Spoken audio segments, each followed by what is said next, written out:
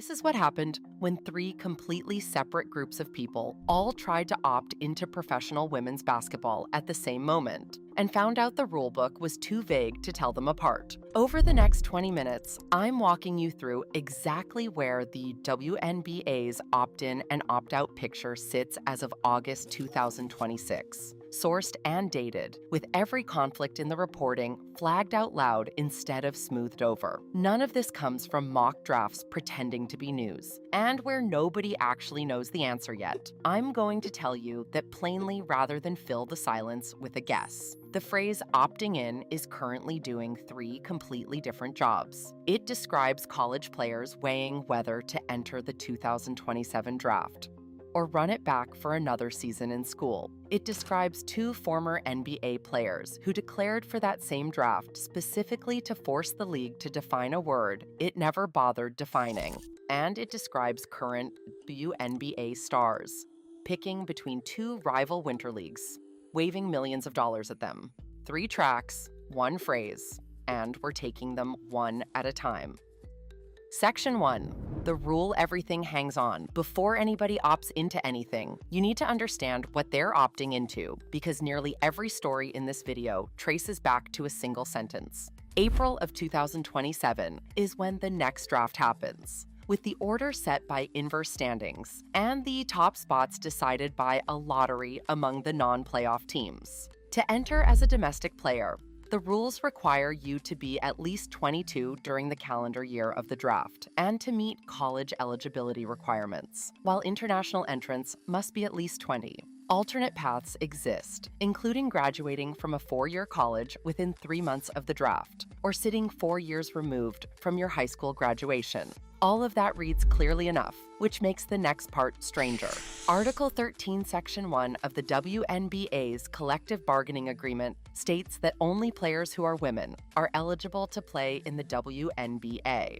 That sentence is the entire gender eligibility framework, and the CBA never defines the word women. Nothing in that section addresses gender identity, nothing addresses sex assigned at birth, and nothing addresses hormone levels. The league carries no public-facing policy on transgender athlete eligibility whatsoever. Before anybody frames that as some unique WNBA failure, understand that it isn't. The NWSL doesn't carry that language either, and neither does the PWHL, though all of those agreements contain non-discrimination clauses. This is standard across North American women's professional sports. One more piece matters more than almost anything else in this video, so hold on to it. Those eligibility rules are collectively bargained, which means the WNBA cannot rewrite them on its own. Changing that language requires agreement from both the league and the Players Association, and Commissioner Kathy Engelbert could not wake up tomorrow and fix this by herself even if she wanted to. That single fact explains most of what follows. Section 2, Track A, the college players. Let's start with the group most of you clicked for, which is the 2027 draft class. The honest answer arrives before the fun one, and it's this. Nobody has declared. Not one college player eligible for the 2027 draft has formally entered the draft or formally withdrawn from consideration. Any video telling you a specific player is definitely in or definitely out is selling you projection dressed up as reporting. Consider how this normally unfolds. Paige Buchers confirmed her 2025 declaration to Rebecca Lobo during the NCAA tournament in March after months of quietly signaling it. Declarations surface in February and March, not in August. What we do have are return-to-school announcements, and several of them carry real weight. Hannah Hidalgo posted 2 words to social media on April 9th, 2026, run it back, confirming her return to Notre Dame for a senior season. Here's the detail most coverage skipped. She wasn't eligible for the 2026 draft in the first place, since she entered with the 2023 recruiting class, never graduated early, and doesn't turn 22 until February of 2027. Sources confirmed to ESPN that she had no intention of transferring either. USC announced on June 29th that Juju Watkins is back practicing with the team, returning for her senior year after a torn right ACL cost her the entire 2025 to 2026 season. Chloe Kitts returns to South Carolina as well, a decision Dawn Staley confirmed back in February, after Kits lost all of 2025 to 2026 to a torn right ACL of her own. Ashlyn Watkins is also back in Columbia, and hers reads differently from the other two. On July 25th of 2025, she announced she was sitting out the full season, framing it not purely as rehab, but as a leave of absence to focus on herself, her family, her faith, and her community. Staley backed it publicly, saying the program values her as a whole person and would be there whenever she was ready. Madison Booker sits on Texas's 2026 to 2027 roster. Talaysia Cooper left Tennessee for Ole Miss in April of 2026 with 1 year of eligibility remaining. Audi Crooks transferred to Oklahoma State, and Kimora Johnson decided to stay at Virginia. That's a lot of talent stacking up for one draft class, which is exactly what makes this particular year different from every year before it. Section 3, the rule change that broke every mock draft. June 23rd of 2026 is the date to remember, because that's when the NCAA Division I cabinet unanimously approved an age-based eligibility model, finalized the following day.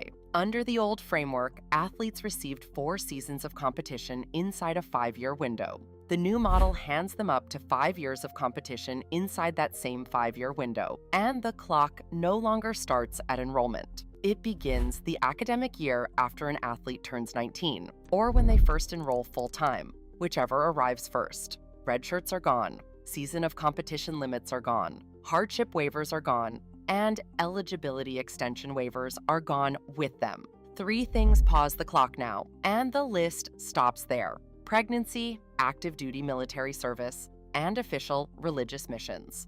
Anybody wanting a waiver under the old rules had until July 31st of 2026 to file, and after that date, old rule waivers retired permanently. The transition is where this turns messy. Players enrolling in fall of 2026, along with current athletes holding eligibility after the 2025 to 2026 season, receive whichever model treats them better, while fall 2027 enrollees get the age-based model and nothing else. Anyone who burned their 4th season by spring of 2026 receives no additional eligibility at all. The NCAA has also pushed back on the nickname people gave it. Plenty of coverage calls this the 5-for-5 rule, and the NCAA says that's inaccurate, since it doesn't guarantee 5 years to everybody, particularly athletes who delayed enrollment. Here's why a college rule change belongs in a WNBA draft video. Several projected 2027 first-rounders may now hold another college season in their pocket,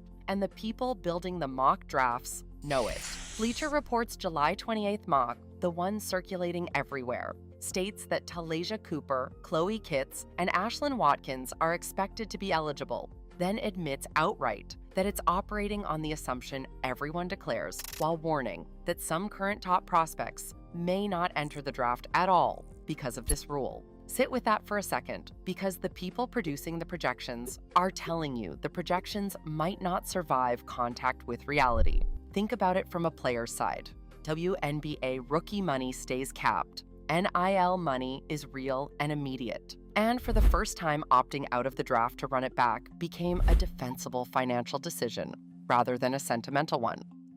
Section 4, the part nobody is covering, which is the lawsuits. Now I'm giving you something most channels won't touch, because verifying it takes work, and it isn't as entertaining as arguing about mock drafts. The NCAA rule is under siege in federal court, and not from a single lawsuit. This is a wave. 2 days after the rule passed, on June 25th, 2026, student athletes filed a class action called Campbell versus NCAA, arguing the rule functions as an unlawful restraint of trade under federal antitrust law, and seeking damages alongside declaratory and injunctive relief. July 8th brought a class action in the United States District Court for the District of Colorado, led by Minnesota basketball player Cade Tyson, and including Brock Wiesney of Northern Colorado. ESPN and Yahoo counted 11 plaintiffs. One outlet counted 12.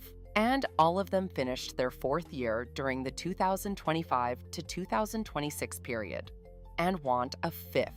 Their 36-page complaint argues the rule shrinks their opportunities to play, to earn, and to build professional value, leaning on the Supreme Court's 2021 Alston decision that rejected broad amateurism justifications for compensation restrictions. Yesterday, on August 12th, Law 360 reported that 3 more Division I athletes filed a proposed class action in Colorado federal court on that same theory. Running alongside all of it, an Ohio judge granted a preliminary injunction covering 24 men's and women's basketball players, temporarily letting them keep competing and enter the transfer portal. That ruling reaches only those athletes, and it doesn't control what happens in Colorado. The NCAA's stance is that it does not intend to change course. Its statement holds that athletes exhausting eligibility this year already received the full period permitted by bylaws, and that the April board decision made clear the change applies going forward rather than retroactively.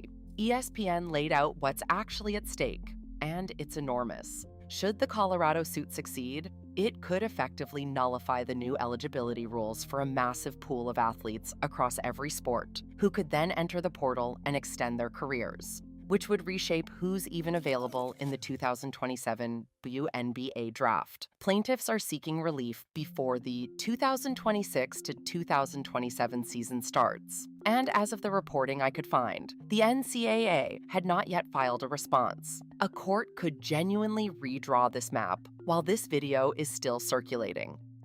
Section 5, Track B, the 2 men who declared. Now for the story you've all seen at least 4 versions of. On August 7th, 2026, Enes Kanter Freedom posted a video wearing an orange WNBA branded sweatshirt and declared himself a prospect for the April 2027 draft. He stands 6'10", he's 34 years old, he spent 11 NBA seasons with the Jazz, Thunder, Blazers, Knicks, and Celtics, and he went 3rd overall in the 2011 NBA draft with career averages of 11.2 points and 7.8 rebounds. Hours later that same day, Royce White said he would declare as well. White is a former NBA first-round pick, currently a Republican candidate for the United States Senate in Minnesota, and he has also announced an intention to run for president in 2028.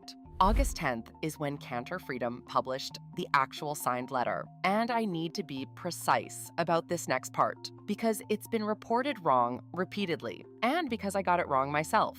Plenty of people assumed the easy dismissal was the age and college requirement, meaning he obviously fails as a domestic entrant regardless of the gender question. That assumption is wrong. TMZ published the document, and inside it, Kanter Freedom specifically cites Article 13, Section 1B, affirming that he is at least 22 years old and holds no remaining intercollegiate eligibility. He addresses the age prong directly. He wore a shirt reading, "Invest in women, pay women, hire women while signing," and he asked the league office to confirm receipt. The age and college prong is not the gap in his argument. That undefined word women sitting in Section 1A is the entire fight, and everything else is scenery. His position holds that if self-identification satisfies the requirement, he meets every requirement, and his stated ask is that the rules be applied, in his words, equally, consistently, and without exception. The counter matters just as much. That self-identification standard appears nowhere in the CBA, which Yahoo Sports laid out directly, meaning it's his reading of the league's framework, rather than language contained in Article 13. The WNBA has not ruled him eligible, has not placed him in any 2027 draft pool, and has not invited him to a training camp. None of this is new territory for him either. Back in 2023, he floated the same idea as a rhetorical device, suggesting he could put on a wig and identify as a woman to compete. Remarks he described at the time as making a point about male athletes in women's sports, rather than a serious attempt to play. White took a more openly mocking tone, telling Fox News he was having a blast in what he called his feminine era. One factual point deserves emphasis before we go further, because it keeps getting mangled online. Nobody has sued anybody. There's a letter, and there's stated intent to exhaust legal options if he's denied. And Sportico's legal analysis stated plainly that no indication exists of a court needing to answer these questions anytime soon. Royce White did file similar paperwork within hours of Kanter Freedom's letter, so he moved past verbal intent too. but neither man has filed anything in court.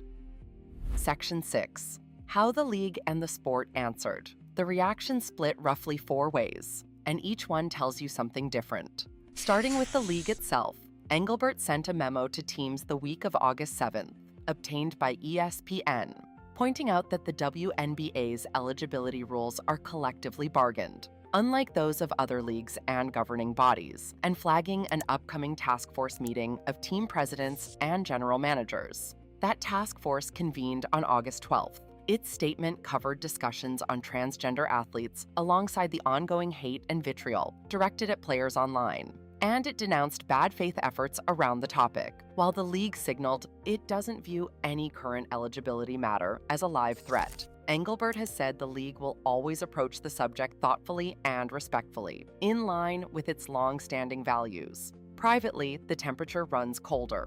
A league source told Forbes reporter Christina Williams that the WNBA isn't treating these declarations seriously at all, describing them as attempts to sow division by, quote, bad faith actors, unquote, and adding that nothing is imminent, and the league intends to follow its own process. From the legal side, attorney Alan Milstein, who litigated Maurice Claret's eligibility case against the NFL, told Sportico, this presents a challenging eligibility issue on several levels, noting the league holds a stake both in its core product and in the inclusivity it has promoted. That same analysis observed that labor law generally permits a league and a union to bargain an eligibility rule excluding a prospective player, that an antitrust challenge would face obstacles, and that Title VII offers the more plausible avenue.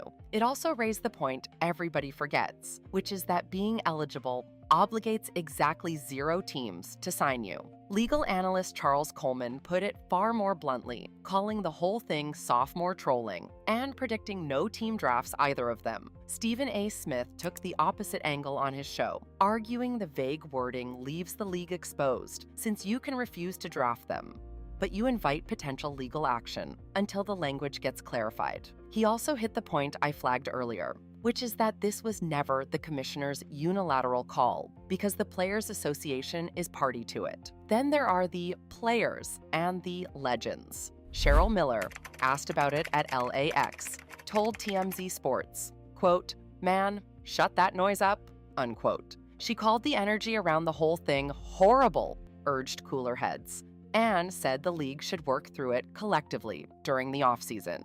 Inside the league, the split runs deep and real. All of this traces back to Sophie Cunningham, whose ESPN profile in late July included her saying she wants to protect young girls in a locker room and in sport, and she later told reporters she stood by it. Gabby Williams said she would welcome trans athletes into the league. Lynx head coach Cheryl Reeve has publicly championed trans rights. The Players Association issued a statement denouncing hate against all people, including transgender people, and has said its members won't serve as political pawns. Protesters both supporting and opposing Cunningham's remarks showed up at a Fever Storm game in Seattle. One historical note keeps getting lost in all of it, and it belongs in this conversation. Laisha Clarendon, drafted by Indiana in 2013, became the first trans and non-binary player in the league, and the first to undergo top surgery in 2021.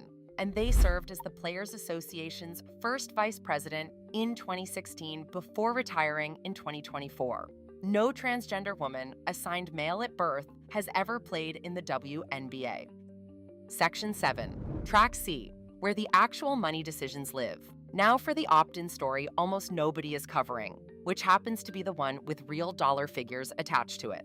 Current WNBA players are choosing between 2 rival winter leagues, and the choice is close to binary. Unrivaled runs 3-on-3 out of Miami and launched in 2025. Co-founded by Brianna Stewart and Nafisa Collier, with Collier's husband Alex Bazell serving as co-founder and president. Its investor group includes Carmelo Anthony, Michael Phelps, and Dawn Staley. Project B runs 5-on-5 globally, staging Formula One-style 2-week activations across multiple cities. Grady Burnett, a former Facebook executive, and Jeff Prentice, a co-founder of Skype, built it, and Alana Beard, a 2-time WNBA Defensive Player of the Year, serves as Chief Basketball Officer. Their schedules overlap, so players realistically pick one and let the other go. The money is where this gets genuinely wild. Under the new CBA, the WNBA minimum salary climbed from under $70,000 in 2025 to $270,000 in 2026, while the Supermax jumped from under $300,000 to $1.4 million. More than 30 players are earning seven figures this season, and projections put the minimum near $400,000 and the maximum above $2 million by 2032. Roughly $2 million a year is what Project B offers its stars, which sits about $600,000 above the WNBA Supermax. And equity in the league comes on top of the salary. Unrivaled paid an average of $220,000 in its first season with six figures guaranteed, and a Series B round in late 2025 valued the league at $340 million. 15 players had committed to Project B as of August 11th. Nneka Ogwumike signed first, which carries weight because she's the Players Association president, and the list behind her runs through Alyssa Thomas, Jonquel Jones, Jewel Lloyd, Kelsey Mitchell, Sophie Cunningham, Camila Cardozo, Janelle Salaun, Lee Meng, Juste Josite, Alana Smith, Azzi Fudd, Awa Pham, and Leonie Phoebe, with more expected from Korea, Serbia, and Belgium. Unrivaled's 2027 roster includes Flaujae Johnson, Gabby Williams, and Olivia Miles, alongside Paige Buchers and the co-founders, and over 90% of its 54 roster spots are already locked, with many players signed to multi-year deals. Some players switched sides outright. Kelsey Mitchell and Alana Smith both suited up for Unrivaled in early 2026 and now appear on Project B's inaugural roster, while Azzi Fudd held an unrivaled NIL deal as a college player and signed with Project B anyway. That last one is the story worth telling. A year ago, Flaujae Johnson and Azzi Fudd sat side by side in Indianapolis, billed together as Unrivaled's 2025 Future of Unrivaled class at All-Star Weekend. And they both went through the summer camp in Miami before getting drafted into the W 9 months later. This June, they split, with Johnson heading to Unrivaled and Fudd heading to Project B. Sophie Cunningham summed up the arithmetic about as honestly as anyone has, describing the money, plus the signing bonus, plus holding equity in the company as, quote, a no-brainer. Kelsey Mitchell's version came out messier and far more human. At Fever Media Day, she said it would take a drastic, unique situation for her to play overseas. After signing her $1.4 million Supermax, and 2 days later, she was praising Project B's in and out format compared to committing 7 or 8 months to an overseas season. Section 8, the players opting out of everything. There's a third choice barely anybody discusses, which is opting out of the offseason entirely. Aja Wilson and Caitlin Clark stand as the two biggest names in the sport, with no commitment to either winter league. Clark has said playing 5-on-5 is a priority for her. Wilson's only overseas stint amounted to 4 games in China more than 7 years ago. Sabrina Ionescu played Unrivaled's first season and never returned. Angel Reese has appeared in 2 Unrivaled seasons, though in 2026 she logged just 3 games after signing in late February. Sitting out counts as an opt-out too, with WNBA salaries where they've landed and endorsement money on the table. Plenty of players simply don't need a winter job anymore. And Front Office Sports made exactly that point, describing off-season leagues as having shifted from a necessity to an opportunity. A structural squeeze is coming for both leagues as well. The new CBA lets the WNBA push its calendar into late November, and every week the W claims is a week Project B, and Unrivaled lose. Project B has already moved its start twice, from fall to December to January, and trimmed a planned 7-city tour down to 6. Let's come back around to where this started. 3 groups, all opting in or out at the same moment, all colliding with the same problem. The rules were written for a smaller, poorer, simpler version of this sport, and the sport outgrew them. College players are waiting on federal judges in Colorado and Ohio to tell them how many years they even have left. 2 former NBA players are pointing at one undefined word in a collective bargaining agreement that the league cannot fix alone, because the Players Association has to sign off. And the game's biggest stars are choosing between 3 different paycheck structures that didn't exist 3 years ago. Here's what I'd actually watch, in order. Number 1 is the Colorado lawsuits, because that's the case quietly deciding who's even in the 2027 draft class. And relief is being sought before the 2026 to 2027 season starts. Number 2 is whether the WNBA and the Players Association amend that language. Not whether the commissioner says something reassuring, but whether the document itself changes. Number 3 is February and March of 2027, which is when the real declarations arrive. Everything else circulating right now is noise, and a fair amount of it is deliberately loud.